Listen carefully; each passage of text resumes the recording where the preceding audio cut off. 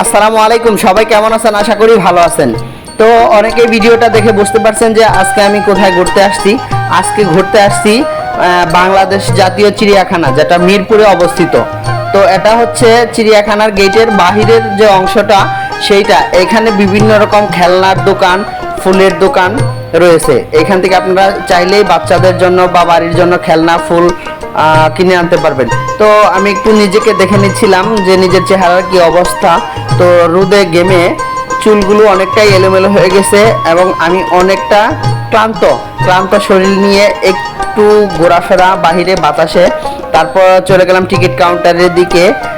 আমি টিকিট নিলাম জনপ্রতি 50 টাকা টিকিট। তো টিকিট নিয়ে ভিতরে ঢুকবো, এই মুহূর্তে দেখলাম বাহিরে প্রচণ্ড জ্যাম। বাহিরের জ্যাম অবস্থা দেখে বুঝতে পারলাম ভিতরে অনেক মানুষ হবে।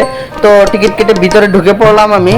তো ভিতরে ঢুকে প্রথম যে জিনিসটা দেখলাম, অনেকগুলা হরিণ এখানে, যেটাকে ছোটবেলায় বইয়ে পড়তাম সোনার হরিণই বলা চলে। তো অনেকগুলো হরিণ একসাথে দেখতে পেরে আমার অনেকটা ভালো লাগে।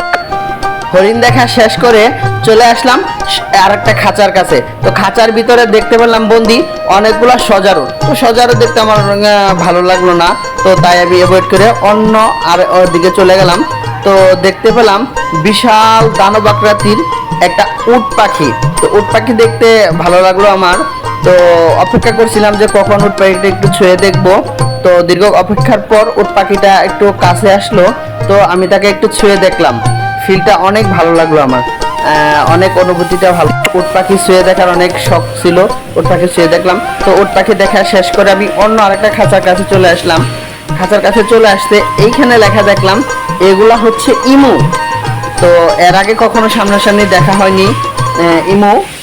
তো এই প্রথম আমি সামনাসামনি থেকে ইমুগুলোকে দেখছি। তো এখান থেকে বাজে একটা গন্ধ আসছিল, তাই আমি এখান থেকে তাড়াতাড়ি সরে যাই। তো অন্য পার্শ্ববর্তী আরেকটা খাঁচার ভিতরে দেখতে পেলাম ময়ূর আছে, সাদা ময়ূর। তো সেখানে চলে গেলাম সাদা ময়ূর দেখতে। সাদা ময়ূরটা দেখতে অনেক ভালো লাগতেছিল। তো ময়ূরটাও আমাদেরকে দেখে তার পুরো শরীরটাকে আমাদেরকে দেখাচ্ছিল ঘুরে ঘুরে। তো যাই হোক, আমার লাইফের প্রথম সামনাসামনি সাদা ময়ূর দেখা অনেকটা ভালো লাগছিল আমার। তো সেই ময়ূর দেখাটা শেষ করে চলে আসলাম আমাদের যে জাতীয় পশু আছে রয়্যাল বেঙ্গল টাইগার, সেইটা দেখতে। বাঘ মামারা দুপুরে গরমে ক্লান্তিতে বিশ্রাম নিচ্ছিল, তাই তাদেরকে আর বিরক্ত করলাম না।